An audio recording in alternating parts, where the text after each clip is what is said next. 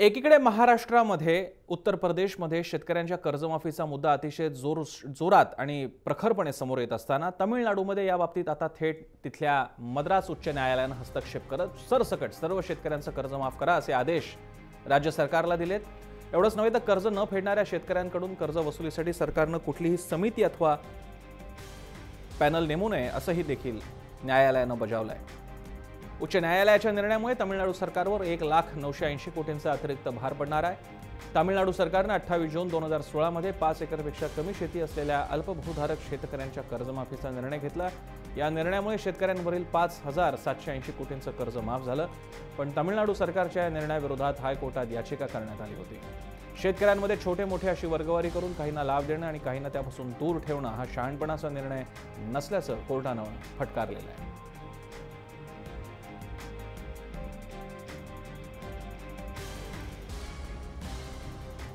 मात्र जर का तमिळनाडूमधला हा उच्च न्यायालयाचा निर्णय मान्य झाला आणि तिथल्या राज्य सरकारनं या संदर्भात पावलं उचलली तर याचे परिणाम महाराष्ट्रातही बघायला मिळू शकतात आणि कोर्टामध्ये कर्जमाफीसाठी असंख्य मंडळी केसेस गुदरण्यासाठी समोर येऊ शकतात।